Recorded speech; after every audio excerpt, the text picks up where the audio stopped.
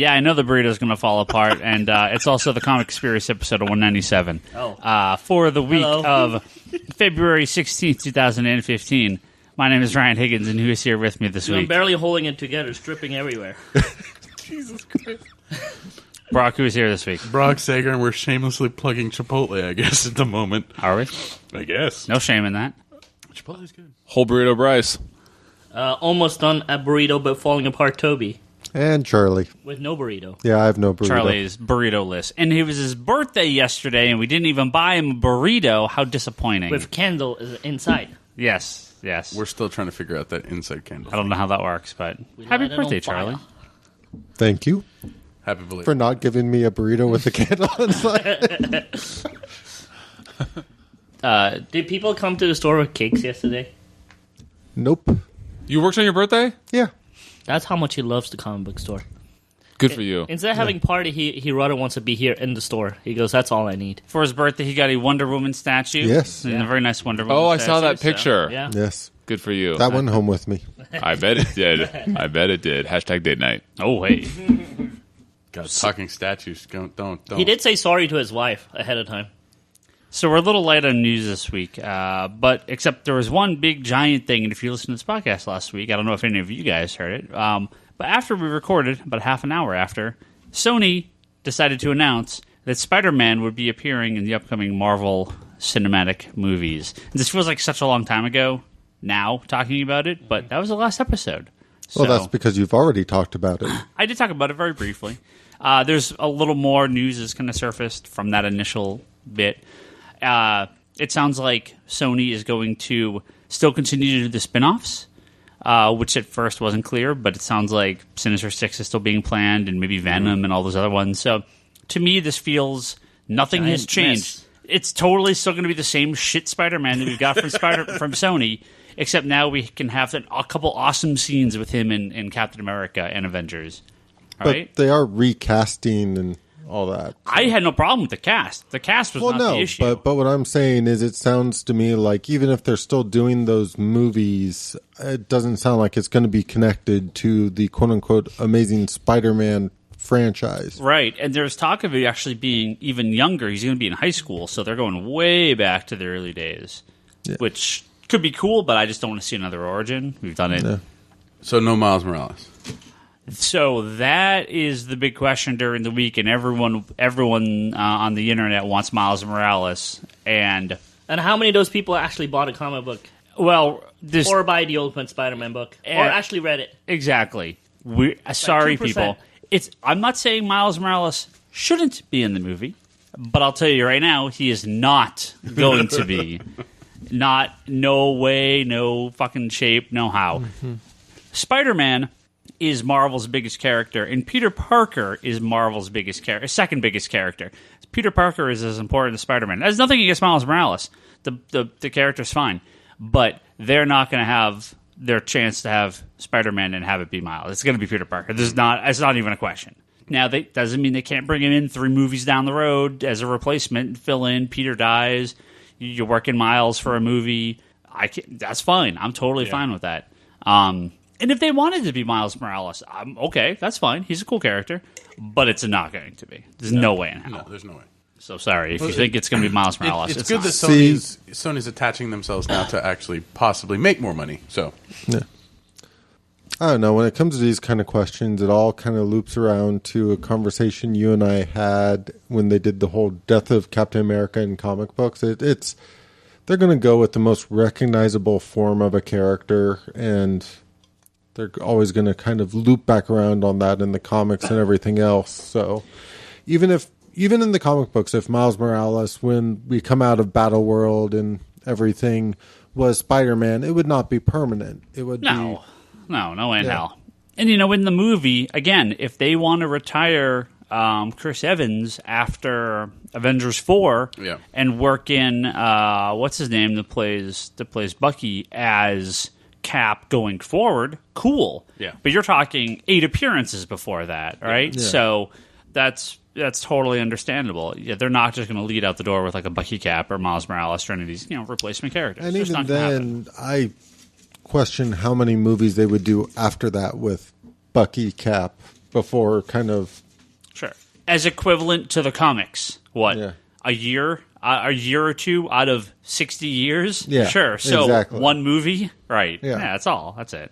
He'll be back in before the end of the second movie, so. Yeah, I don't know. Anyone care? Are you going to go see a new Spider-Man movie? I still haven't seen Amazing Spider-Man 2. You should. Well, evidently you don't have to. Actually, let me recut it for you, and then you could watch it, and then you could say how it was. Yeah, I missed it in the theater, and I just have I will watch any comic book movie. I wouldn't say, and I still missed it, and I still just haven't tracked it down. I wouldn't say you missed Well, it. let me put it this way. It takes a lot for me to not buy a movie, especially if it gets super cheap on Black Friday.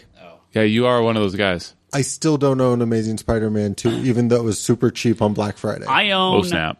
the Fantastic Four 2-pack Blu-ray that I got for $5. Okay, Yeah. If I could find both Ghost Riders for like a 2-pack for $5, I'm sure I'd buy it. I do not own Iron Man 3, and I do not don't own own either Iron of the Man 3 Amazing either. Spider-Man movies, and I will not. That's how bad they are. So you're half troll. I'm half troll. Okay. Yeah. I legitimately like the second Ghost Rider movie. That movie is hilarious. Okay, so you liked it because it was hilarious. Oh, it's terrible. You but liked it like a hipster would like Yeah, it. it's Okay. amazing. Okay, It's so- that sounds right. It's okay. so funny. Okay. No, this is a bunch I don't own. I don't own Jonah Hex. I don't own that. Oh no, I don't, that doesn't don't, but count. your Jonah girlfriend's Hex in that doesn't That's movie. count. okay. I own don't- Jonah Hex. I don't own the I haven't Wolf. watched it yet. But I actually need You to guys buy. own Jonah Hex and not Iron Man 3? I actually need to buy the Wolverine at some yeah, I point. need to too. Disney Future Past as well. Did you see the non-theater cut ending? That's why I want to buy it because I haven't seen it. It's pretty cool. I mean, like, you know what it is already, and yeah, it's only like 30 seconds, but Yeah. It's not in there. it's not. Where did I see it? It's a special feature. It's not actually in the movie. Oh no, right, okay. But yes, it was on the Blu-ray somewhere. I found it. Anyway, that was good. No, Toby, that is me telling you to move closer to your mic when you're Oh, talking. I'm like brushing my mouth because I got all this like burrito shit all over my face and hands. So I don't think that they're going to do Miles Morales either. I think that there is a 0% chance of that happening. But I'm so excited that Yeah. Spider-Man is going to be. I mean, in the Marvel Spider-Man universe. movies can fuck off. I don't care about that. I care about the 5 minutes he's going to be in Captain America. Dude, this is what Which I'm really curious about just because you can't. In the comic books, the big impact with Spider-Man had to do with the whole revealing his identity, which, of course, within X amount of issues after Civil War, they pulled the Brand New Day stuff, put the genie back in the bottle and all that. So, They've already said Civil War's not going to have anything to do with the comic. yeah. But what I'm saying Wait, is... what? The whole point of the Civil War comic is about like the Registration Act. All Yeah. the Avengers don't have public identity or private identities. They're all public heroes. And the movie doesn't. The Avengers movie doesn't have secret identities or anything like that. That entire concept's not in the Marvel Cinematic Universe at all. Everyone knows who everyone is. So that aspect of Civil War, the main driving point of Civil War, is not going to be in the movie. Wait, so what are they going to do? It's going to be a Cap and Iron Man fight about something, but it's not going to be about the identity. Could be whether or not I'm- to put Hulk down. I'm just curious what the significance of having Spider-Man there is going to be. Money. Yeah, but That's what it is. We're gonna have Spider-Man in a fucking movie. Yeah. We'll make another. Does that mean they can- $50 million they can- because what of it? importance is there in there Okay, here's the around importance. having You ready? Spider-Man It's in the movie? Captain America, whatever, Civil War, Spider-Man action figure. That's why. What? So they can have an action figure. Like I I said, think at this point we should trust the Marvel boys to do something Oh, good with it. I- don't really I care. trust- they seem I- to have fought really hard to get this Spider-Man. Yeah, I don't think anybody Which doesn't trust him on is it. Yeah. why I don't think he will be an ancillary in the background character, which is why I'm curious what significance they're going to give him in the movie. I want to know. I'm really, really curious. yeah, I have no idea. I think it's better that way. We'll know soon. Yeah. All right, what else do we got? Do we got questions? Do we have anything else to talk about? Dude, how awesome would it be is if the post-credit scene of Avengers this summer, they cut like a 10-second little scene of some dude wearing the Spider-Man costume, and they just put it in the end credit Like scene. Thanos, just Yeah. someone random there, Exactly, and not exactly. actually credit anyone. Exactly. It's very possible. It is very possible, Yeah. and it'd be very awesome. Maybe they'll make him an Inhuman. Don't you dare. Don't you dare, you bastard.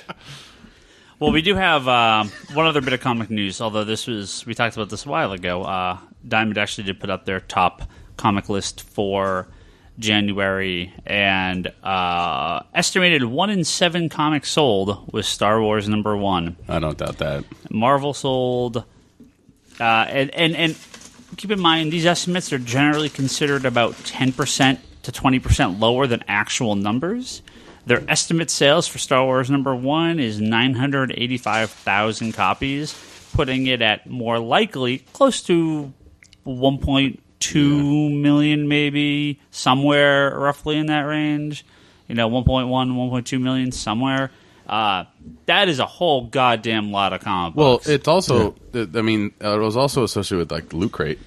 Was part of that. That's part of this, right? Because it was funny because I actually when I worked the other Saturday, I had people coming in going, "Do you have Star Wars #1?" I'm like, "I think we had like the second print." They're like, "I don't care. I just want to read it because I can't open my Loot Crate because it's sealed." Yeah.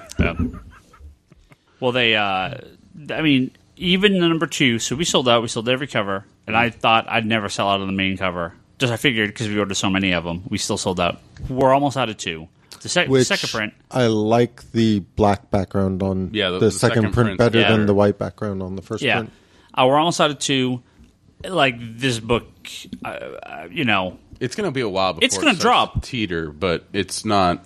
Usually 2 sells half. We sold, more than half, but I could have sold more of both. So I have no idea where the limit is on this book so far, which is pretty nuts. Scary. Usually there's a gigantic drop-off between 1 and 2 for Marvel books, especially with this many covers. The drop-off between 1 and 2 for us has not been that great. Now, Darth Vader #1, on the other hand, we sold all the variant covers. The main covers... It's good. I read it. Well, it is good, but we did not sell nearly as many. So Who does the art in that book? The art was very good also. I don't remember who did it. I do also want to say that... Wolverines #1 estimated at 73,000 copies, but Wolverine #4, which would have been the first issue adjustable, came in at 32nd place at 39,000 copies. So wow, watch that book plummet. Sorry, Bryce. As one of 3 customers in the store of Wolverines, I ordered 50 copies of #1. Yeah. Between variant covers and everything. Yeah. As of #6 or 7, whatever the most 6 I think it was, I'm getting 3 copies and to sell out of. That is how bad that book is done here. That is worse. That is as bad as any other comic being published by Marvel and DC right now. Isn't that worse than what the actual Wolverine title was? Wolverine, I was selling 8 to 10 copies. I don't even know how you would classify that as shocking news. What you said yourself that Wolverine, whatever it's called, when it was a Wolverine monthly book, was the lowest selling. You love trolling on Twitter about how it's Clarion sells more than Wolverine in your store. So that is not true. That is not true. But you know what I mean. You love pointing out how little Wolverine sells. So how is this any different? Or is it just the latest installment of your trolling Wolverine? Oh yeah. Okay. Clarion, rare comic that sells less than Wolverine. Okay. There you go. That could be a hashtag with a small following at your store. So, have you read it yet? Wolverines? Yeah. Yeah. So you understand? I was what? No. You also have to understand. Always in our top 5 books for Wednesday is Batman Eternal and generally one or both of the other DC weeklies. I love weeklies. That is money in the bank for us and for the companies. They sell like crazy. I wanted Wolverines to be crazy popular. I ordered a ton of #1 and figured, hey, I'll order low on #2 and 3, but I'll bump up if need be. #2, dude, man, I walked at the end of the day on Wednesday and I was like, I sold 1 copy of #2 on Wednesday. That is sad. That is pretty sad. So I don't know what to do. It's the same creator. It's Charles Soule, who's a good writer. I want this book to sell more, but what is up with this book? So I read #4 today. I was like, maybe this book is gonna be like a sleeper hit. Maybe it's gonna be good because the first 3 issues were fine. And I was like, okay, I'll read #4. Maybe it's gonna get better so that I have something to talk about on the podcast tonight. Nope. It's not. I mean, it's got Mr. Sinister, but he gets punked by Storm way too easily. That's a HeroClix role that would never happen. There goes that one. And I don't know. I mean, the whole. I really like that he brought in all these new characters. Like they have the potential. They could have been cool.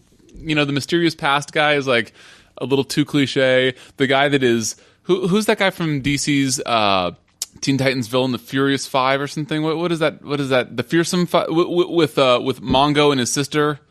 I know what you're talking about. Yeah, you're talking about Mongo. What? No, the big Mammoth and his sister. Oh, yeah, what team are they on? You're talking like Teen Titans, like the animated series. No, it's also a comic book. Yeah. What is that villain team? What is that villain team? Sure. What is the? Sure, I know what you're talking about. No, give him the name of the team. I can't. I know what you're talking about. It's the Fearsome Five. That sounds right. That does sound right. Okay, on the Fearsome Five, there's a guy with like clear glass panels in his head, and his powers are mental in nature. Anyway, they have the exact same guy with like clear panels in his head, and he's like telepathic or psychic, or he's got some mental powers. Genius. He's like an exact ripoff, and it's like, okay, I can see ripoffs in like the 90s when everybody's going hog wild to create comic book characters, but like to rip him off so clearly. I mean, he's even got the clear glass panels that you can see his brain, and it's like, okay, wow. And it is the Fearsome Five, because there's also like a Mammoth character that like is only healthy when he's fighting. I don't know, dude. It's just there's Mr. Sinister. So I've been reading the first 4, and it could get good, but it's just. Oh, and Phantom Mel, has she been in any other stories? Is anybody else reading this book? I read like the first 2 issues. Are you reading? I read like the first 3. Okay, I have not read 4. That Phantom Mel chick has potential to be cool. I don't know what her story is. A dog, right? Is it a dog? I think it's a fox. Oh, I don't know. Yeah, it is a Fearsome Five. You're thinking of Simon, right? Yeah. That's the guy. Yeah. Oh, Simon with a P. Yeah. Simon. I just couldn't think of his name. Yeah, it's the Fearsome Five. Yeah. Yeah, he's a good hero click. Or was back when Crisis came out. What was I going to say? So anyway, don't if you're listening to this, don't pick up this book. You can get 4 other books instead of subscribing to this book. Get those 4 other books, as long as it doesn't involve Storm or Nightcrawler. Bryce will post a list for you to choose from later. Storm and Nightcrawler aren't going to be around much longer. So at least Nightcrawler is I think confirmed canceled. I don't know about Storm, but Storm is going to outlast Nightcrawler. Nightcrawler has been like semi-enjoyable. Storm is just Greg Pak. Anyway. Wasn't Xavier in one of the DC books lately? Oh, dude. Speaking of Xavier, X-Men, the latest issue of X-Men. Are you guys reading Uncanny X-Men? Yes. That shit is good. Hold on. Okay, so, you, as Bryce, as you said, you wanted to Bryce briefly talk about Bendis leaving the X-Men. Hashtag Bryce. So last week we didn't get to talk about that Brian Michael Bendis is leaving the X-Men. And I know they've been dragging out this Last Will and Testament of Charles Xavier for quite a while. I'm 1 issue back, so I just haven't read the most recent issue, but spoil away if you want. I don't care. And I know, actually, all new X-Men running really late, too. I don't know if you've noticed that. They're like 3 issues late or something, because it was supposed to be bi-monthly. So Dude, I read them as I get them. I don't know. I don't know what's up with that. I don't have it on my calendar. Oh, boy. This week. Dude, Bendis leaving. Yeah. I am legitimately bummed. It is a sad thing. Well, but he's done like 100 issues between the different books. Yeah. He's done a lot. Yeah, he's done a great job, and he said in his interview that he was never going to match Claremont's run, and so that pressure was off him, because he said, I mean, you read the article. He said that he did the longest Spidey run with Ultimate Spider-Man, and he did the longest Avengers run. So he didn't have the pressure of trying to do the longest X-Men run. I like how these longest runs have been on like not the main title. So he's done the longest Spider-Man run in Ultimate Spider-Man. He's done the longest Avengers run in New Avengers. It's not the actual title, but but in both cases, it was the best version of the book out. Well, in New Avengers, it was the only version of the book out when it started. But no, I didn't he also do regular Avengers when it came out back out? Yeah, but that was later. That wasn't that many issues. Okay, just you guys. No, I just think it's funny that the longest version by any writer on those 2 books is not the main title. Like Slott may I don't know. He's writing a fucking lot of Spider-Man. He could.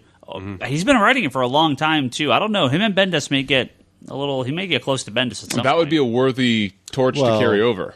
Wouldn't Bendis need to stop writing? Well, he is. Well, right? yeah. It's Well, we don't know what's happening post Battle World. There's no way they're going to continue any Ultimate books post Battle World. They may not call way. it Ultimate Spider-Man, but I wouldn't be surprised if we see a Miles Morales Spider-Man book. I don't think it's going to be Bendis. It's going to be Miles though. Morales, the spectacular. Dude, why do you not think so? I mean, I think Charlie's totally right. I think that they will do a Miles Morales Spider-Man book. It'll be better than Nightcrawler and Storm, and anything Cy Spurrier writes. By the way, Jeez. I was waiting for you to get to that. You know, I'm going to get to that. I just didn't. So people that never, so I have a group of friends that would never listen to this podcast, so we could say pretty much anything we want about them. I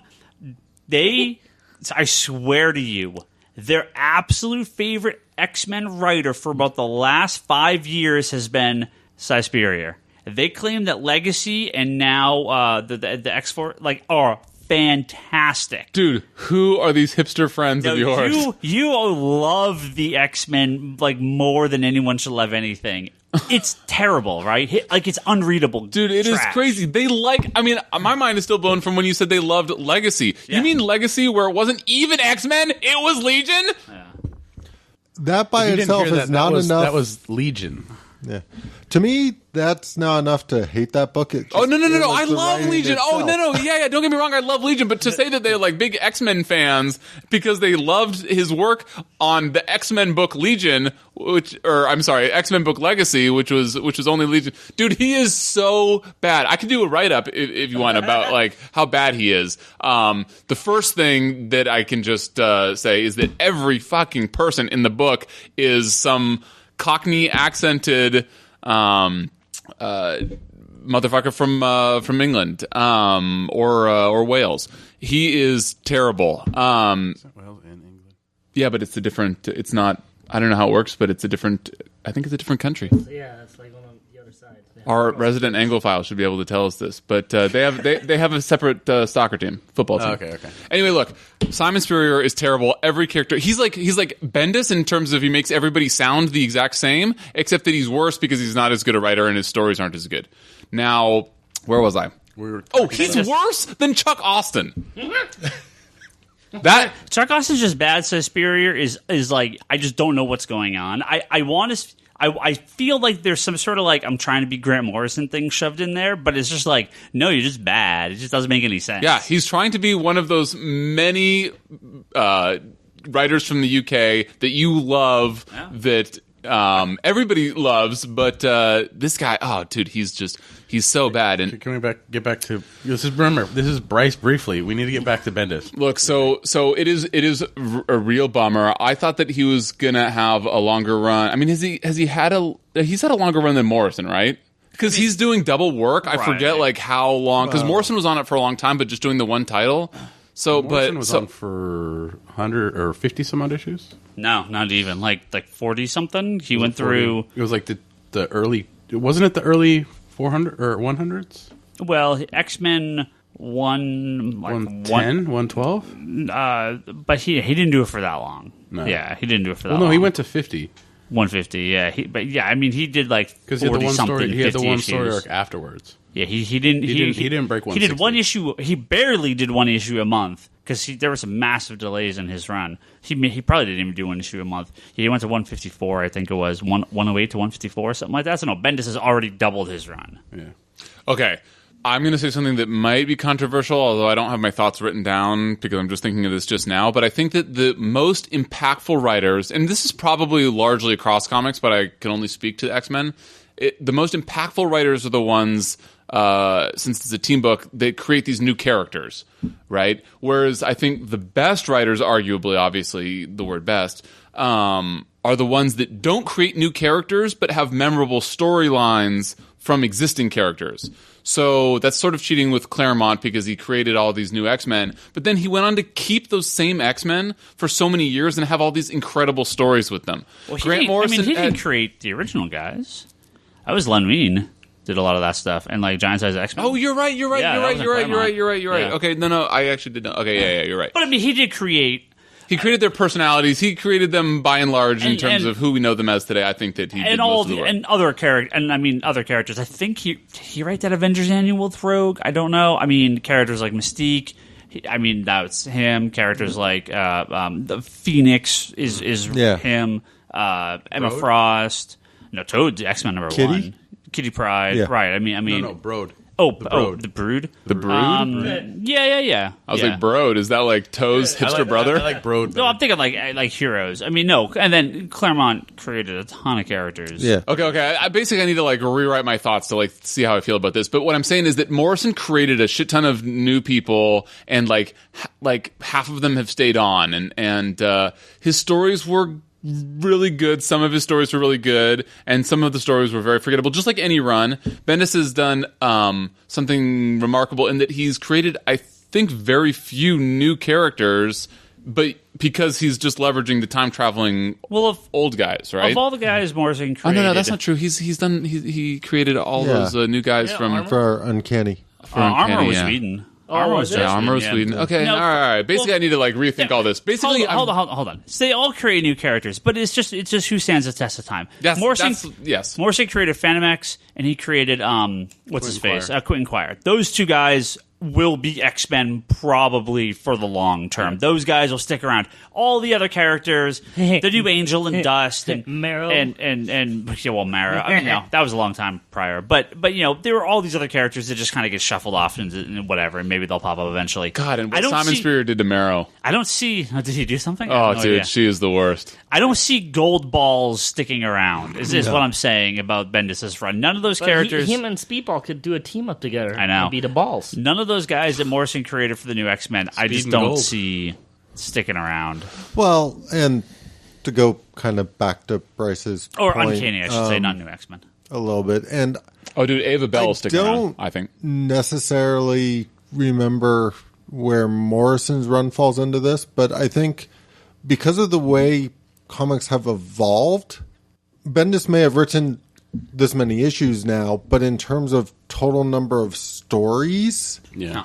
Very few. it's one of those things where, like, when you're talking about like the Claremont run, well, at that point in time, even when they were doing something like the Dark Phoenix saga, there were still a lot of contained little stories making up the entirety of the Dark Phoenix saga. Well, it's like Scott Snyder's been on almost And- 40 issues of Batman now, but we've only actually had 4 story arcs. Yeah, and I don't know. It does make me kind of feel weird when we're talking about some of these things, like comparing them to the Claremont run, because like the amount of memorable stories that came out of the Claremont era of X-Men, most of them were Hellfire a Club couple was of 2 issues. Exactly. Yeah. That's a great point. And that is totally, you're absolutely right. That is how comics have evolved. Bendis' Ultimate Spider-Man was like, that Carnage run, I think, was 12 issues long. He spent like a year rehashing Carnage. Yeah.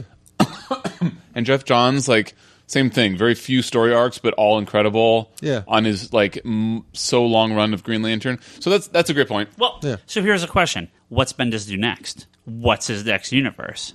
Because Inhumans are already kind of mapped out. They're not going to do that. Really? I was going to say Inhuman. I think he's going to do something to bolster some Marvel property. I was just really. I mean, I loved it, but I was back. so, He's not going back to Avengers. No, They're I not agree. gonna do that. I agree. But I think he's going to do something to bolster another Marvel property that they can sell. I was so surprised when they put him on X-Men, knowing that they can't license X-Men. And like if they were gonna put him on like regular Spider-Man, even though I don't. Humans. They'll give him Wolverine. Yeah, they'll give him Wolverine. nobody can say Wolverine. Yeah. Well, what would you like to see him on? I guess that's a I better would question. love to see him on Inhumans, dude. I think that there's so much potential for that whole universe. I mean, they just had. I know that you said nothing happened in Infinity, but like the whole Terrigen cloud, like going over the planet and creating all these new Inhumans, like they could do. Like what they want to do, their Inhuman X-Men book. I mean, he could make that universe. Here's an Inhuman question, because I don't read any of the Inhuman book. I could care less. By the way, that's a good book. Yeah, Do you like Inhuman? Way better. Okay, so Yeah. so here's a question. I know for that you trolled the first issue because it was written by Joe Mad, but that was a great issue. He but wrote it? No, No, drew it. Did I say right? He drew it. So Tom Brevoort, who's one of the head editors for Marvel, he has like a form spring or something where he's always answering people's questions. And I saw multiple messages from people. Obviously, these are angry nerds on the internet yelling at him, but they're all saying like, well, since the whole Inhuman controversy and all the fans are mad and hate the Inhuman books, like, what do you think about blah, blah, blah, blah, blah? And I was like, what, did I miss something? Like, did something happen in Inhumans that is, like, making people mad about, like, is there some major continuity shift? Or is this just, like... No. Is this a Quicksilver Scarlet Witch hate, like, preemptive hate? Dude, they are not Inhumans. No. But what I'm saying is did something happen in No. Inhumans? I've been unless I'm totally missing something. I've been reading every single thing. They haven't had that many issues. They've been on. It's been on for less than a year. They're coming out with. They issue overcame. 12. Let's see what happened in Inhuman. They overcame. Old boy killed himself. Maybe that's what they're upset. Karnak jumped out the window. I forget why, and killed himself. Who cares? But then, That was issue 1. yeah, and that was issue 1. I did read that. Yeah. I did read that. Yeah. And then, all right. what's it called? The Unspoken One showed up for like 3 issues, and they defeated him. Spoiler alert.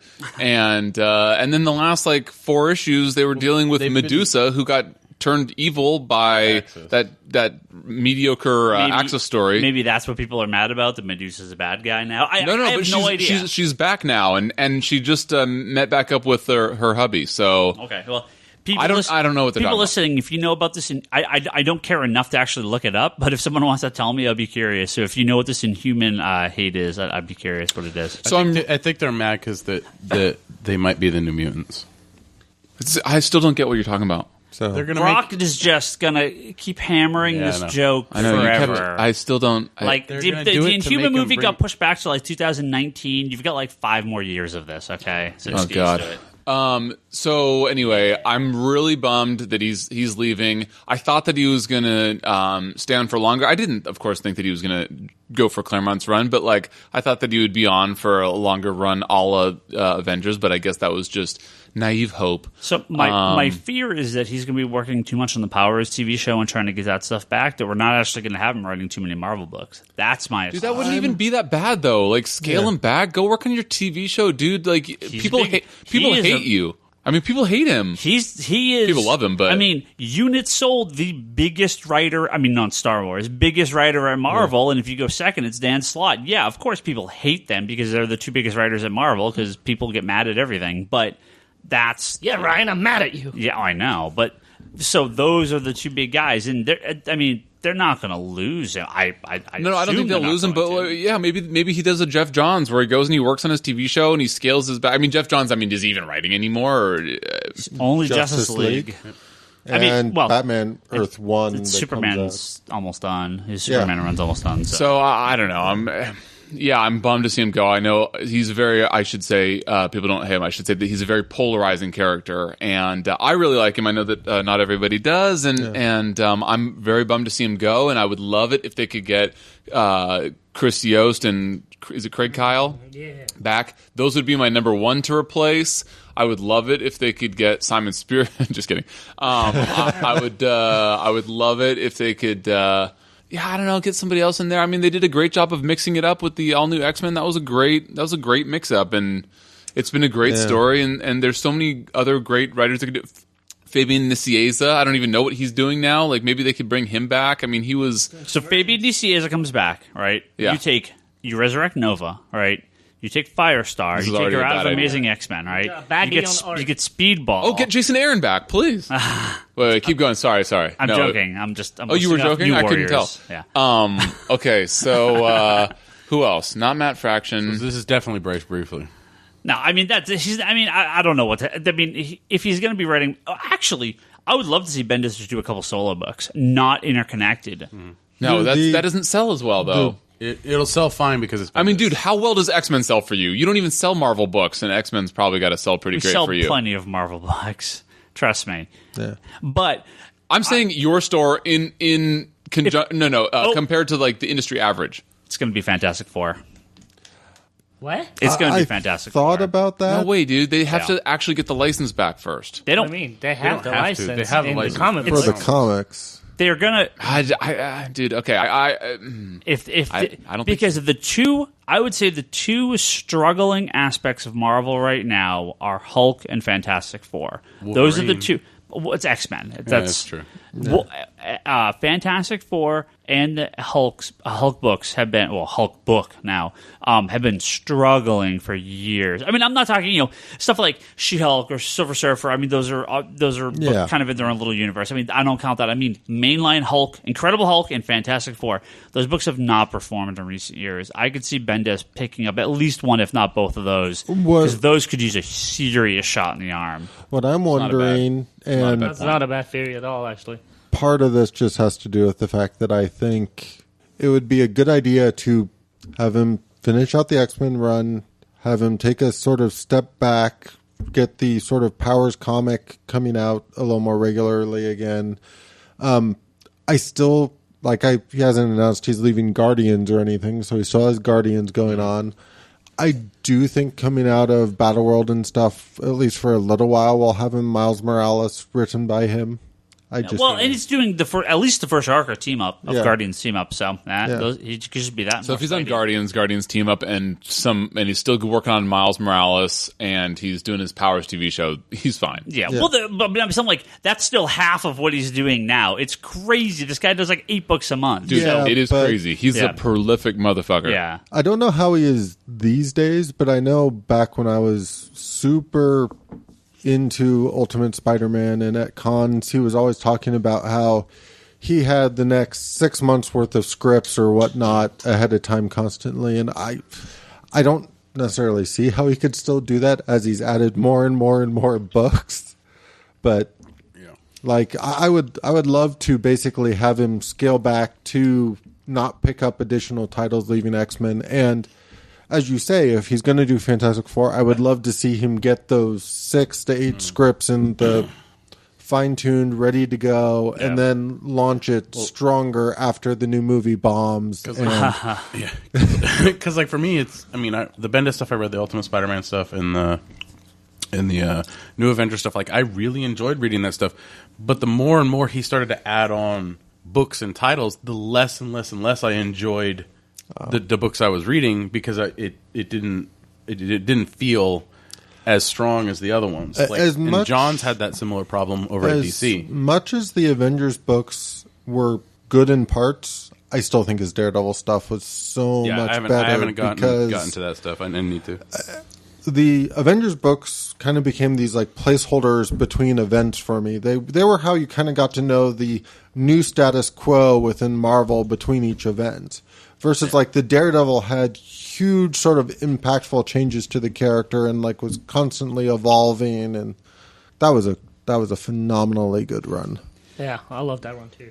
I still haven't read it. I would love to read it. I don't think that's a bad theory about Fantastic Four. They love putting him on team books. He's great on team books. Yeah. But I think that it would be delayed. I think it would be after this next movie bombs.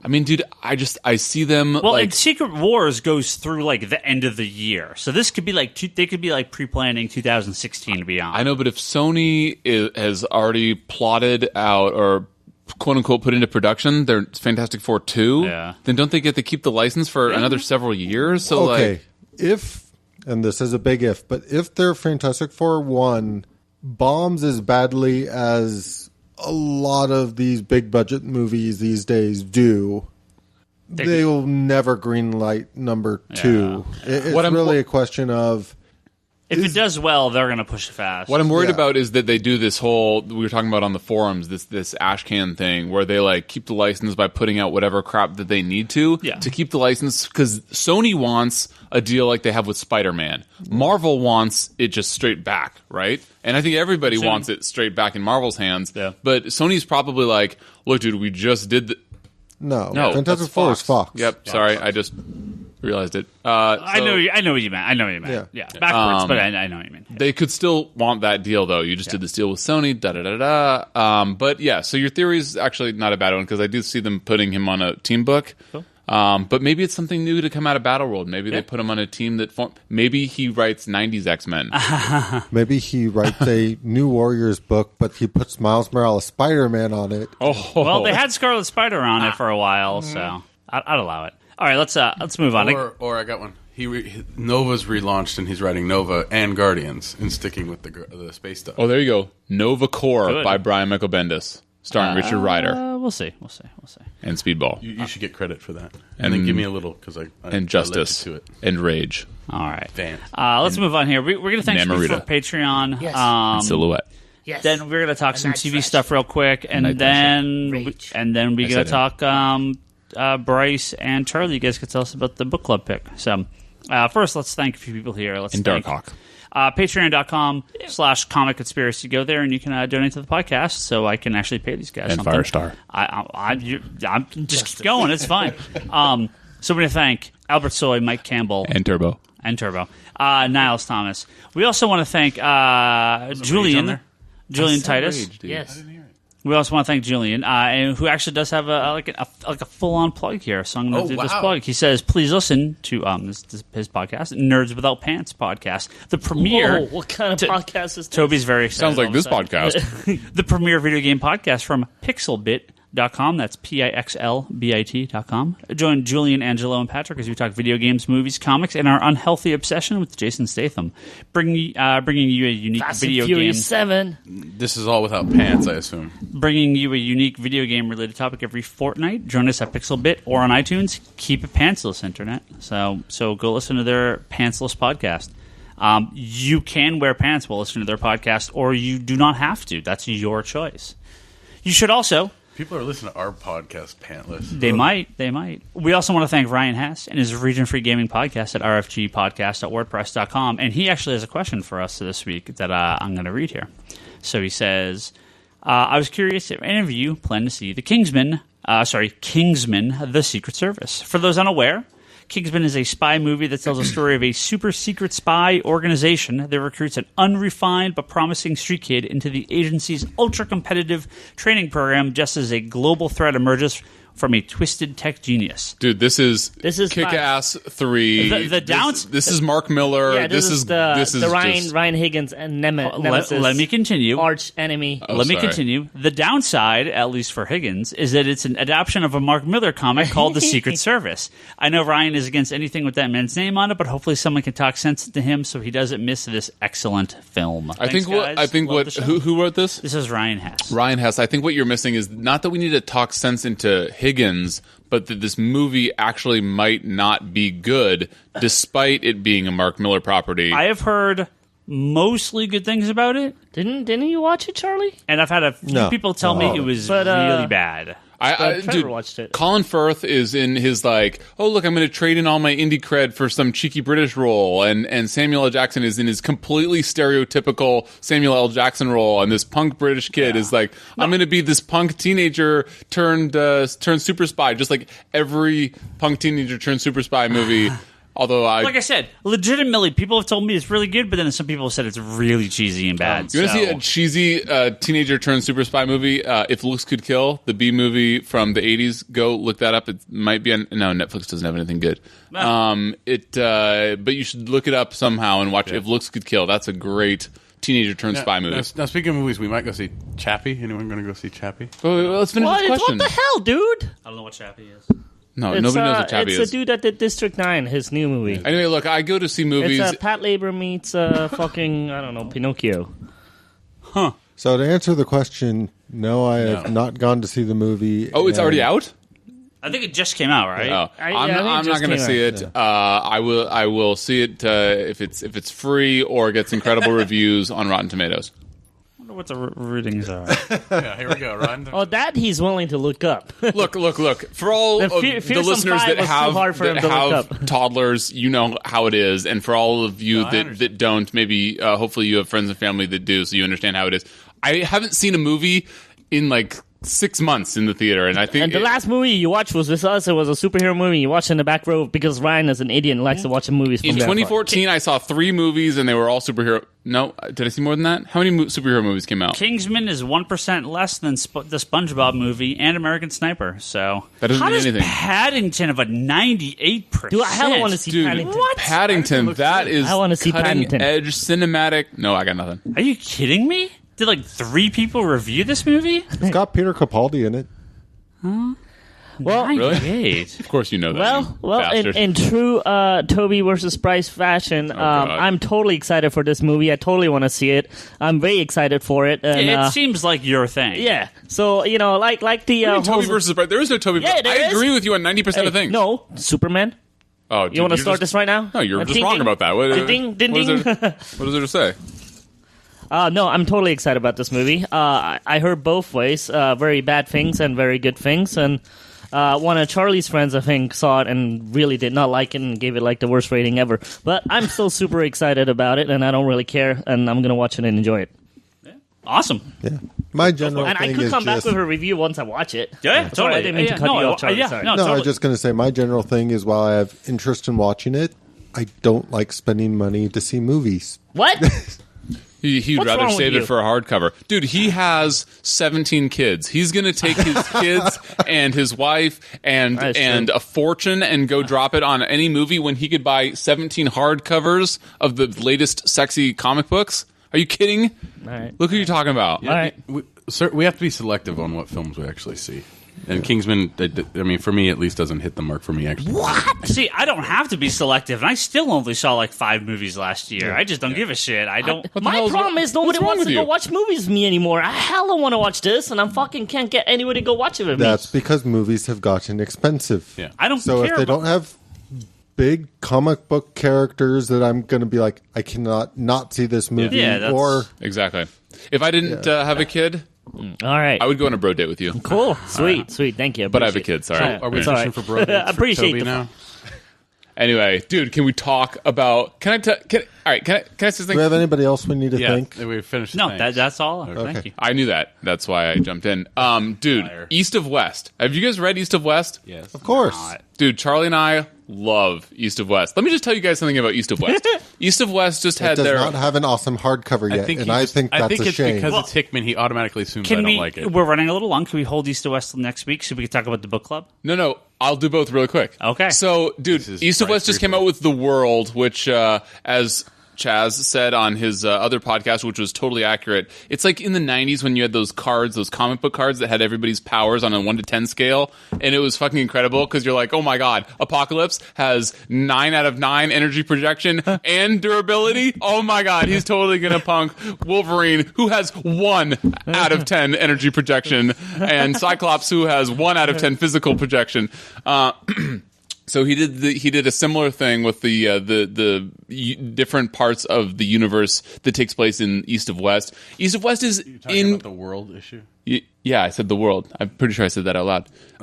So it's dude, it's really good. East of West. You really, if you're gonna get into it, I'm sorry, you have to start at the beginning because it's like Game of Thrones, where there are like 12 different storylines taking place, and they're all awesome. And Nick Dragotta is doing such a great job with the art, and all the storylines are awesome. But there are like 12 different storylines, so you have to just read it in one great swath to keep track of everything. But you're just like all the characters. I'm like, oh my god, what's happening with Sansa Stark this time? I mean, Death. What's happening with Death? Sansa Stark? That's a joke about how when you read the Game of Thrones books, you're like, yeah. you don't know what's going on with this other Yeah. character, and then it's the next chapter, and you're Yeah. like, oh my god, I got to keep reading. Anyway, so yeah, it's still great. The 2 issues after The World were also great, but dude, it's a slow burn. It's been going on. Like, there's nothing crazy. They just entered Apocalypse year 2. That's not a spoiler in any way. I was like, oh, that was only 1 year. Anyway, I would highly recommend going to read East of West from the beginning because it's been really great. Okay, book club. Boom. Does Charlie want to agree or disagree? Dude, Charlie, I would love to hear your thoughts on East of West because other than me talking too much, which I already do, you haven't really chimed in too much about East of West. No, East to West is great. I like the sort of post-apocalyptic Western kind of setting in general, and this book does that really, really well. And then you combine that with the 4 Horsemen of Apocalypse, and yeah, it's like they took all the stuff that I tend to like, shove it all together, and that's East to West. Dude, let me just clarify something. They don't give power projection ratings of all the characters, which is what would be way cooler. They just gave it for the regions of North America that this whole story takes place in. As far as I know, only North America exists, and I think only the USA because they don't have Canada or Mexico. But anyway, it's a great read. It's definitely Hickman complicated, but worth it. Period. Now the book club. Look, for those that don't remember, the book club is Hitman by Garth Ennis and John McCrae. John McCrae. A Rage in Arkham. Yeah, Volume 1. A Rage in Arkham, Volume 1. Which is the first 3 issues of Hitman, the Demon Annual, which is not his first technical appearance, but his first story, and then a one-shot Batman story. One of my favorite things in comics is when an era goes by, and in any era there have been, dozens of characters created, and decades later, or a decade later, 1 or 2 of those characters is still around. And that happens. That is Hitman. That happens every era of every comic line ever. And as Ryan said last week, Bloodlines was a terrible, although awesome in its terribleness, 90s storyline where the characters from Seven all turned into aliens that wanted to. Not the characters from Seven. I'm sorry. The 7 deadly sins all became embodied in these 7 aliens that came to Earth and started fighting all of the DC heroes. Let's do a list here. We got a few extra minutes. I'm gonna do a list here. Which of these characters has still been around in any form recently? The answer is 1, Hitman. So these are the characters created for Bloodlines. Anima, which is from New Teen Titans. Argus. I mean, can we pause at Enema? You're gonna name your character Enema? That's worse than Maggot. Ballistic, who is from Batman. Cardinal Sin, which is from Dark Knight. Chimera, which is from Teen Titans. Edge, yeah. Geist, Gunfire. Okay, we get it. Look, so this story took place across every DC annual that year when comics were still doing annuals. God bless the 90s. Maybe Prism? Did she stick around? There's a Prism in Marvel. That is it. None of these characters. And so anything. What they literally threw a bunch of literally, probably not literally, I take that back, but they it seems like they literally took a bunch of shit and they threw it against the wall and only Hitman stuck. They literally created a new character for every annual so that they would be like, look, we have Marvel 40... did this too, if you remember that. I want to say like a year or 2 prior, the one with the bags with the cards inside, all their annuals. Like a couple years prior, Marvel did the same thing. I thought that all those cards were existing characters. What? Anyway, it's just funny when they do this. No. So none of them survive. I love it when they do it. That is one of the many joys that I get out of reading comic books. Is that Grant Morrison. We were talking earlier in this podcast. Grant Morrison's X-Men. He created over a dozen characters, and they're all not worth shit except for these awesome. Nobody's talking about Angel. The Latina chick that can't fly, or can she fly? I'm not really sure. And by the way, why are you making a character named after an existing character? But whatever. And Beak, who went on to be Beak. I forgot about him in the Exiles. They're just so ugly because Frank Quitely is just terrible. I just said that to piss you off. So anyway. I love that about comic books, where they do this stuff, where they throw a bunch of shit on the wall and only some of it sticks, and then years later you're reading these characters, and it's just I remember, you don't remember necessarily that they came with so much crap next to them. You just remember how awesome they are now. Anyway, I was totally meh on Hitman. I mean, I get that it's a great story that I love what he did. I love the grittiness. I love Garth Ennis. I love how it influenced Preacher and influenced what was that other book club you did with the Vertigo noir motherfucker Hellblazer Constantine. Yeah. So I get it. I love it. I like the dark thing. He wears sunglasses all the time. The art was dirty. I get that that's a style that I don't particularly like, but I can appreciate it. I love his origin, where he came from. I didn't care about him. Yeah.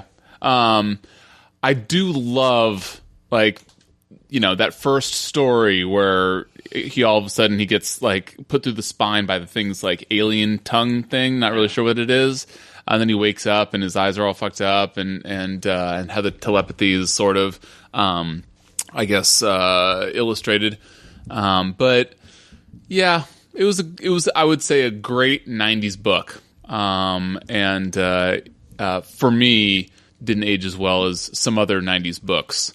Although I love where it came from, and I love the history of some of these 90s characters and what humble beginnings they came from and what that meant. My thing is that I think that, like, you say, yeah, only Hitman came out of Bloodlines. It's like, well, was it that only Hitman came out of Bloodlines, or only Hitman was written by Garth Ennis? Like, Garth Ennis was going to be incredible. Garth Ennis could have been on Prism or Enema, and they might still be around, because Garth Ennis was probably going to write an awesome story. Anima. Oh. Anima? Yeah. Oh, that's way better. But Enema works too. I thought you said enema. Sorry. Anyway, so yeah, I think that he could have been put on any of those, and they would have been great stories. So while I did enjoy it and I loved it for what it was, meh. How many Ryans is that? I would give it a 7.5 out of 10 Ryans. That's pretty high comparatively. pretty high. Okay, then I give it 7. Okay. That's still pretty good. Is it? Yeah, for an ad book. Okay, well, no, I don't mean that. I don't mean that. 5 would be average. No. It was above average. I don't mean to downsell it. I just don't mean to say, like, I give most book club picks 10 out of 10. Like, I think that. And here's the thing, I actually think you would really like the series as it goes on because of the stories that come later. Like I said, this really is just an intro to the character. So I kind of wish I had picked a later volume. Maybe I'm almost just burned out about with the whole dark, brooding 90s. Oh, it's not really like that at all. Written by another one of your Anglo loves. I mean, maybe that's what it. Maybe it was my expectations going in. That could have been what it was too. Was I was just like, oh god, this is just another dude from the UK that Ryan wants us to read. Even though I went in like looking forward to it, and I mean, I picked up Bloodlines. I had the cards, those DC cards with the Bloodlines characters on the back when they form like Voltron to make that super alien. You guys remember that? Anybody? No? Bueller? So anyway, yeah, I don't think that 7's a good or a bad score, and it's sort of how I feel about the book. Charlie? So... There's no giant Hitman hardcover, so you haven't read the series before. No, I have not read the series before, and not knowing a lot about what I was getting into, all I knew was it was Ennis, and I kind of have set expectations when it comes to sitting down to read Ennis, and I'm just going to get this out of the way. This is probably one of the least enjoyable stuff that I've actually read by Ennis. Like, I read all of his Punisher run, I read a lot of The Boys, I read a lot of different things, and there's stuff I've read Preacher, obviously. There's a lot of things that I like about his writing in general, how he kind of pushes the envelope, even though sometimes he goes way too far. But this felt like a very controlled Ennis, and as everybody's already said, it does not bode well for a character when my first experience of the character reading in it reminds me of one of the least enjoyable events ever in comic books for me. That's the funniest thing about Hitman. Yes, reading that first issue and being like, holy fucking shit, this is Bloodlines. Yeah. I don't want to read Bloodlines.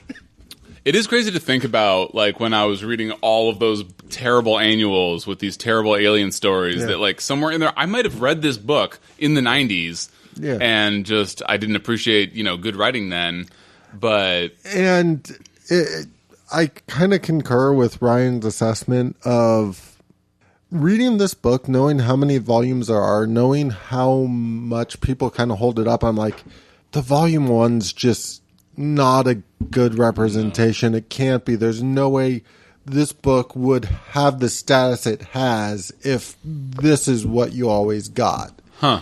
And because think about how many comics have just been sort of tossed aside from that era. I mean, it's really hard to find comics from that era of comics still being in print unless it's something off standard DC or Marvel. Yeah, it ran 60 issues. Yeah.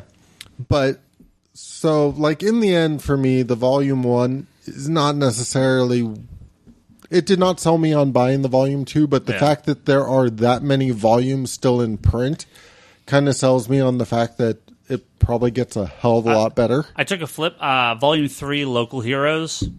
That's where you want to get to. There's a couple books. Sandman's one of those books where Volume 1's very different than the rest of the series.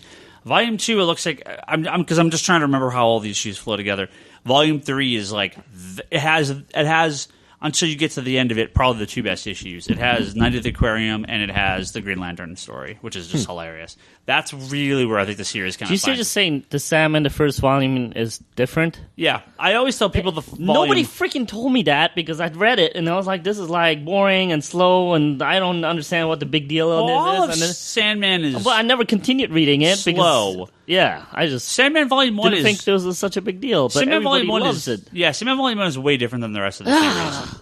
I mean, the Death issue, the last issue, is the closest to the rest of it. Yeah. But the first volume does have a very different flow because it's like he's like the Justice League, and Yeah.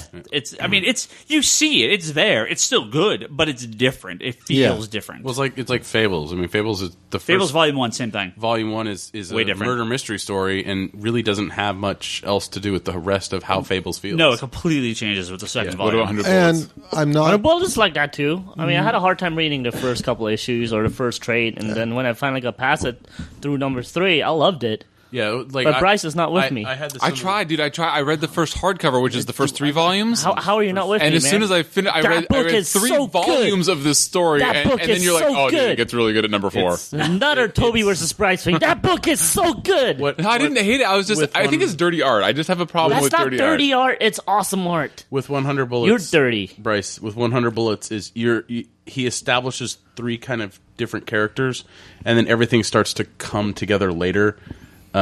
Dude, look, That's there are a how that lot one goes. of books that I'm sure are incredible. Hitman, 100 Bullets, I'm sure these are incredible. I don't mean dirty art like an insult. I mean just like maybe it's just not as polished in terms of the line work and the inking. I don't know. It's I called get that sense. style, man. But there are a fucking lot of comics in the world. I need to prioritize. I have a fucking kid. Yeah. I play soccer 5 days a week. Maybe read like 20% Nightcrawler. less X-Men and read some fucking Okay, good books. all right. Your turn's over. No. I don't even want to hear an intelligent retort. Yeah. Nightcrawler and X-Force by Cy Spurrier. No. I buy every X book from you, motherfucker, and I dropped X Force. And he doesn't force you to do that. Nightcrawler, dude, I'm telling you, this kid number two is about to drop, so to speak, and Storm and Nightcrawler off the list. All right. Any event. So Yes, Charlie. in the end, I Wrap up. give it 5 Ryans Okay. for the volume 1. Okay, I'd love to see you continue with them. I will Especially volume continue 3. it. It has I will Kyle's- actually continue it just based on the writer and sort of And if you do, yeah. tell us in the podcast what you think of Will it. do. Yeah. I'm probably going to try and get the trades and read them Yeah, all. it's good. All right, before we close up here, I know we wanted to talk a little spoilers here about the last couple issues, episodes of Flash and Arrow.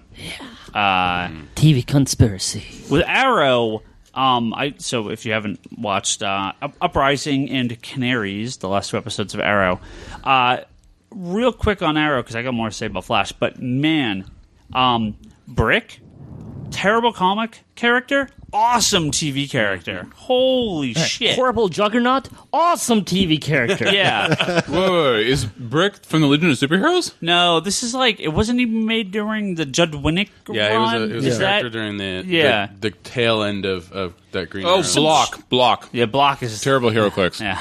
Yeah, Legion of Superheroes. So, man, he is great. Yeah. I love, and I hope we see more of him. He's like a Kimping before Kimping. Like more Yeah. violent, more vicious, more cocky almost. Yeah, Like he's more hands-on. Yeah. I kind of liked it when he flat out goes to the cops. I'm telling you to do this or everybody's going to start dying. Yeah, Well, I like that. I mean, Green Arrow for me, like I like Brick's character and what they're doing in the what they did in Lemire did in the comic book. In the tail end of his run was he had Richard Dragon is kind of the and it's Green Arrow needs kind of those criminal boss type, I love the fact that villains. Arrow has a lot of like street level people that he Yeah, just beats up yeah. in the beginning of the episode before going into the real storyline. That's because Arrow wants to be Batman. He is Batman. He is Batman. Let's just be honest here. Come on, he goes fights Ra's al Ghul shirtless. He's Batman. He's Starling City's That's Batman. a very Batman thing to do. Is Well, take your there's- shirt off and go fight Ra's al Ghul. Yeah, There's but one Batman difference is doesn't that get he's stabbed not through wearing the hockey chest pads. and kicked That's off true. a That's mountain. because Batman keeps his mask on for some reason, but is shirtless. That's the reason. Maybe Cape gets in the way. all he should have left his mask on and fought him shirtless. Then he would have stayed alive. Well, this past week's episode, Canaries was definitely Laurel episode, Yeah. Laurel heavy episode, which is cool. And Which No, actually, I didn't see it that way at all. I really thought it was a Speedy's episode. a bit. I mean, both of them. which to their credit, this was probably the most enjoyable out of any that would be classified as the Laurel episode. Well, she's getting her ass kicked a little bit, but she's coming on her own, and I buy it. I think mean, she's a little whiny personally. we've always had these kind of like in the past seasons, the sort of like turning point episodes for these characters that have always felt like, oh my God, can we just get back to the regular? But no, this one was far superior to like the past season Laurel episodes. To me, this is so a big much better. Fia turning point episode where I go like, what are they going to do with her? But finally, they did some stuff for her. Well, and that and scene between her and Ollie was just phenomenal, I thought. Yeah. They revealed his identity to his sister, so... Yeah, but it was so nicely done, though. Yeah. I mean, that was like... Well, her response was great. Yeah. Yeah. Like, just how she That's responded. exactly what I was meaning. You Yeah. know, it was like that response. I was like, holy shit, it worked. It was, And it was unexpected. That's the nice thing. Like, everything was pointing the other way, and then, it was Well, really it's nicely done. because like everybody in the episode was like, she's gonna hate you if you do this, and then it's like, well, nope. and that's the thing is that was his thinking going in the whole time, which made him afraid to do it. But when he finally does it in this episode, her response is Oh, he's relieved. rational. If there is one good thing about this last episode of Arrow... What do you mean, one good thing? There's a lot of... If I can pick one good thing out of this episode, is that idiot blonde guy killed himself. Thank God. He's the fucking worst. That What DJ blonde guy. guy? The DJ? Who likes DJs? Yeah. Those guys are douches. He The was fuck definitely is the wrong with worst. you? But I was so glad to see a League of Assassins Yeah. like death just- like that. I Like just that is. Whenever I think the League of Assassins, that's what I think of because that sort of establishes them as Yeah. But that kid was an idiot. I Fanatical. hated that. Yeah. I hated a kid, but your statement about DJs are stupid, and you take that shit back because No, he's DJs are trolling Ryan phenomenal. because Ryan's a Yeah, DJ. he was attempting to... Well, you trolled me then, fucker.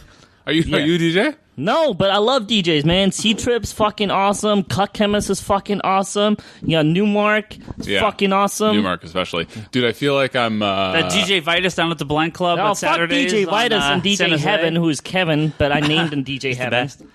He doesn't have a DJ in That's front a of good his name. name. What's your name? DJ Vitus? Vitus, yeah. Saint Vitus, the Saint Vitus dance, epilepsy, it's a Bauhaus reference. It's fine. Don't worry about it.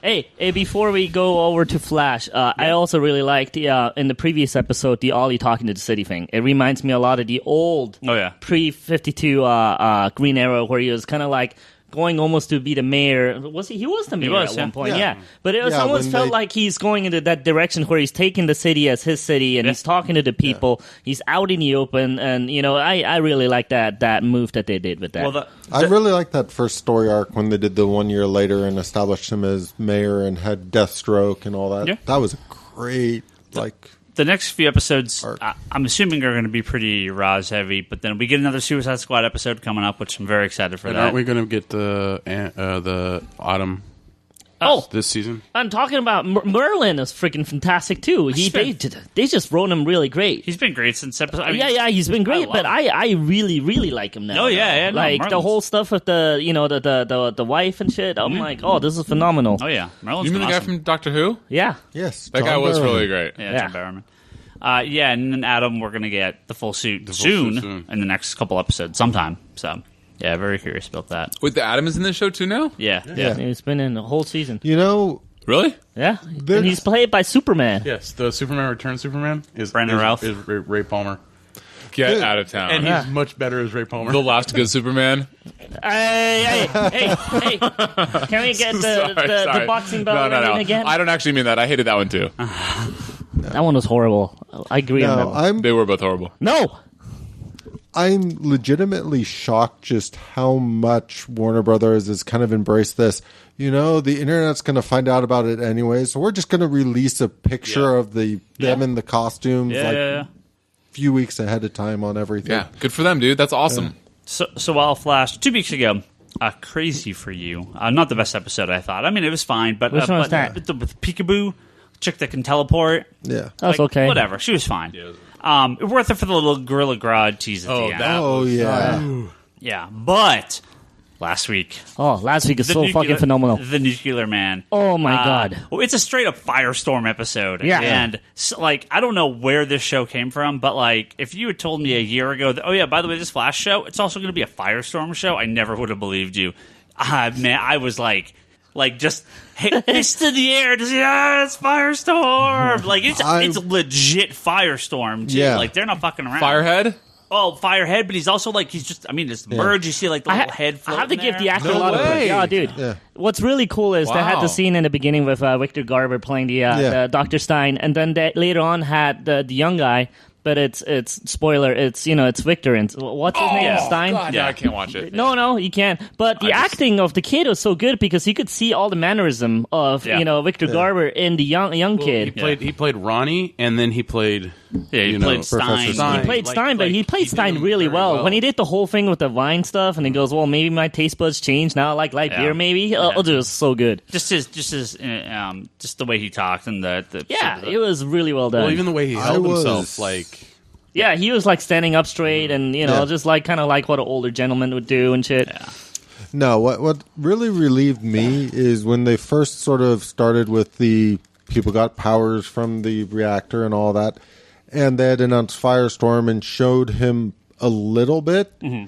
I was at first sort of afraid they were just going to be like, nope, this guy's just got powers. We're going to call him Fire. I was really expecting them to kind of dumb it down to make it easier to digest on television. But you're right. They went full on. We're going to do the merging. We're going to do the Matrix. We're going to do... Well, they have they even say Firestorm awesome. Matrix in it. And I like the shot of Ronnie's head in the thing, just like in the comics, how his head's kind of one of their heads is sort of floating around.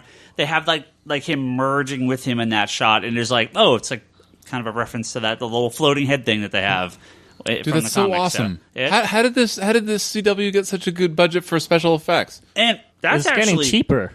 That's why. Is that what it is? Because, dude, I've seen the first couple everything episodes. is cheaper now. Everything is cheaper now. I mean, I'm sure they got a little bigger budget, but things are easily and more cheaper to do nowadays than they were 10 years ago. One of the fight scenes between that makes sense. Laurel and the imaginary Sarah was pretty bad. You could see them missing a mile away, and I tell you why. It's because the actress is not a real stunt person, right? As Sarah was. She's a full on stunt lady, and she can do all of that stuff. Why wouldn't they get? I don't know what you're talking about, but why wouldn't they get a stunt person to do the stunts? I don't know. Maybe she really wants to throw some punches. But the special effects in Flash, they're not messing around with the effects. They throw some money at this, even if it is cheaper. Yeah. The effects are really good. No, but I'm Flash. saying this is possible now. Right. If this show was done say 10, 15 years ago, no fucking way. No. There's a reason why the 90s Flash show got canceled. And it wasn't ratings. It was how much it cost to make. Yeah, I believe it. Oh, we're getting the Trickster episode soon, aren't we? Yeah, that's it's the next couple of weeks or something. Yeah. I really, really like this episode. I actually did I text you that night? Because I was I watched it and I was like, holy fucking shit. I was I was just super excited. Yeah, that was one of the best. So I love it. I do really want a quick talk. And I also think Dr. Stein got himself some young Caitlin kissing going on at the end there. Come on, he is a young girl in front of him. Well, she wants it. Oh well, it's from Ronnie. I'm gonna blow up anyway. So in it's the body of Ronnie Raymond, but the mind of Professor Stein. And so he says at the end when Ronnie's fiance Caitlin is there, he's Ronnie kind of emerges for a minute and they kiss, and Toby's theory is that it was just Stein being yeah, sure, I'm Ronnie, come here, baby. Yeah, it totally is, dude. Why not? Maybe. So that's pretty funny. And I liked everything in Barry's old house and everything they did there. Oh, that stuff was cool too. Yeah. Oh, the Cisco and the foster dad stepdaddy working together. I like that stuff too. It's just really, really well done. They're really not holding back at all. I mean, they already said, basically with that scene, spoiler, they said the time thing is happening. It's possible, and then the Gorilla Groot thing is happening. I mean, it's by the season finale. I don't know what they're going to do in the second season. That's a problem, I guess, but I'm sure they'll figure it out. Well, I've said this before. if you go back to the early days of a lot of these comics and flashes like this, every issue involved a new villain, and then after about a year or two, they're just like, well, let's just bring those villains back. I mean, they're setting up all these characters. Very easy to just bring them all back. Well, I mean, look at Heatwave and Captain fucking Cold. love. Yeah. They were being transported off to a prison, and then they get busted out. So, boom! There you Saved have by- you Saved have by an Golden Glider. You have an episode or two there that you can do later on. I absolutely love Heatwave and Captain Cold in this. I mean, the Schofield brothers are just amazing in this. If there's one you dude, need to, you need it's to get on Flash. Flash. Right. Dude, so I've seen through the Captain Cold episode. Yeah. Which one? It's the first one. Oh, there's more than one? Yeah, the first one. So, yeah, no, I mean, I'll get to it. I mean, I'm watching Agent Carter now, as we talked about earlier. You're almost done with that. Yeah, So, I think that'll you should be replace that easy. with Flash. But the way to sell it to Kelly was to be like, look, it's a this one- miniseries. It's female protagonist. It's not superhero-y, which was sort of like my dagger to the heart, and her like, oh, I'm interested. So anyway, no, I'll watch it. I liked the Flash that I did see. I mean, it was good. I'll catch up on at some point in time. I'll catch up on Arrow. At some point in time, I'll catch up on Shield. I really When I'm up at 4 a.m. with the newborn, I'll be like, okay, okay, little one. Headphones in, an iPad. Have you heard of Graviton? And you watched the Constantine finale? I haven't seen Not it yet. Not yet. Okay. No big spoilers, so you guys don't get spoiled on it. But in the last 2 episodes of Constantine, I really think that they're aiming to get picked up, either moved to Sci-Fi or for a second season, because the second to last episode, they really clear. That's the Papa Midnight one, right? No, that's the finale. The Papa Midnight. He's is in the finale. Okay. Yeah. Which one's the second to last one? That's the. I can't remember exactly what the main plot was, but well, this is a spoiler, but it's not Wait, was it the one where Manny was that human? big of a spoiler. Yeah. Okay, that sounds right. so I'm one behind. Yeah, that is the one. They get rid of the map, right? The map that has all like the little spots. Really trying to focus this away from being like a Monster of the Week show to being a more long form story. And then the final episode, they really end on a pretty major cliffhanger. I mean, you kind of see it coming a little bit, but they end on a pretty big cliffhanger. How many episodes was the season? 13. All And right. so, I still haven't made it past the first episode, dude. Well, Dude, to me- what does Sci-Fi have going for it that they wouldn't pick this up? oh, exactly. So NBC owns Sci-Fi, so it's very easy to transfer it over there. The ratings on NBC would be great ratings on Sci-Fi, so that's Right. the hope, right? Right. And what I've read from the producers and people talking is that NBC kind of has a formula. They like to stick with the what do they call it? Where it's like the cop shows, like the episodic. Like the crime of the week or Procedural? whatever. Procedural. That right? explains Heroes really well, then. Yeah. But moving on to Sci-Fi, they can have these 13-episode long arcs, and especially the things they set up in the final episode. Oh, that's cool. I would prefer I that. hope that's what they I would they prefer go that. with. Yeah, I And would they- much prefer that. And right now, I have a feeling that getting rid of the map is the kind of the we're going to acknowledge we're dumping this format when we move on to a new season, because they just kind of like, oh, this thing we don't need it anymore, and they get rid of it. So they kind of just like, oh, we don't need to talk about this anymore.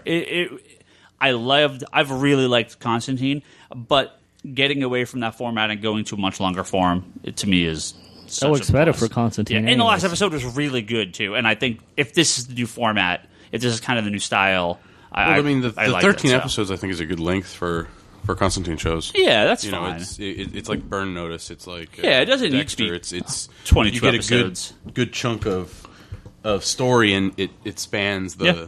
most of it spans the entire season. I wonder what you said about NBC, if that's why they kept having issues with Friday Night Lights, which is an awesome show, by the way, but kept going off air, going DirecTV, going back on NBC, going back People to say DirecTV. NBC just has issues. I mean, just period, right, across okay. the network. Always, their shows are always struggling.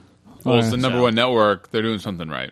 NBC? NBC is Yeah. not the number one network. There's no way NBC's the number one. What's the number Not one? anymore. Yeah. At least. What is the number one? Sure, it's going to be either Fox or Fox. not CBS? Fox or No, it is not. Fox or ABC. CBS. It might be CBS is I'm saying CBS. Maybe, I don't know. in a certain demographic. I would argue CBS. I think the most people that watch TV watch CBS. CBS. Yeah, it's possible. Well, Yeah. while Bryce checks us really quick, you can interrupt me. We're going to go ahead and wrap up. No, So- we can't. What? We have to talk about the Black Panther. What about Black Panther? He played basketball in Brooklyn this weekend, Okay. and the Celebrity All-Star Game. Okay. And, it's nice to see, him in action before the Avengers movie, having some fun with basketball. You can see Black Panther doing you know, dunks at the Avengers Mansion or something? Yeah, but he didn't want to put on his costume for some reason. But, I was really rooting for that. But, yeah, it was just nice seeing him out there, though. That'd be hard to. And they were pushing it, by the way. They were interviewing, mentioning the Black Panther really? movie. Yeah, Oh, nice. Yeah, that Cool. was really cool. Cool, yeah. I don't know what the deal with all those movies are, because the Spider-Man things are getting pushed back, so... Well, we'll see as it comes up. So, Bryce, if you got This is a computer search thing, not a phone search thing. I have a 5S, not a 6, so it's only a phone, not a tablet. All right. Well, if you know what the number one network is, let us know. This episode and all our previous episodes are available at geekbox.net. Go there and listen to them. You can discuss this episode at forums.geekbox.net or the Geekbox Facebook group. Digital.comicsconspiracy.biz. That's where you can send us, or that's where you can send us. That's where you can send yourself some digital comics if you want to go buy from there. We always appreciate it. Patreon.com/comic conspiracy if you want to be thanked on the episode or get some sweet little rewards. Go on there and donate some money to the podcast. We all have a bunch of other things we do. BroadcastconspiratorBrock.com. Go, that's his blog. Go read that. Omar, comicsinthekind.com. Go read that. Charlie also has the Infinite Longbox podcast and Wanderers in the Fourth Dimension. Bryce has 2 babies, so listen to them cry. Not Second yet. is out? Not No, yet. almost. Don't listen to my Twitter. Don't read my Twitter. Go read East of West and Hickman's Avengers. His second But baby your is about Twitter to is so drop. fun. Yeah. Charlie does 2 podcasts. You have 2 babies, so it's kind of the same. Charlie also has 2 babies. Charlie has has 3 babies. 3 babies. 3 babies. Why do I Yeah. keep getting this wrong? I got 2 babies. 3 But you're a babies. little No, confused today. 3 babies that are like 10 or something now. got some- How old are they? They're not babies anymore. We got finally some nerd news from Omar on Facebook. Oh, what happened? He showed us some Spider-Man art picture that he. Oh, I did see that. Yeah. Oh, yeah, that you looks got really original cool. art. Yeah. That's really cool to hear from Omar, other than basketball and beaches. He's finally back to nerdy things. Yeah.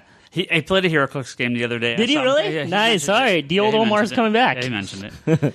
We're all on Twitter. Ryan Higgins, Ryan. Brock Sager. Comics and Decline. That is Omar. Larsen, Bryce. That's Bryce Larsen over there. Tell him how much you like East to West. Toby is Toby XI. Or the X-Men. Yeah. Charlie is Insanity and Chaos. Don't forget to listen to Geekbox, the Comedy Button. Good job. Better than you do. Good job, Brain. And the All Talk Podcast. That's it. Hydra. Yeah. And we're going to go now. So there you go. We'll see you next week.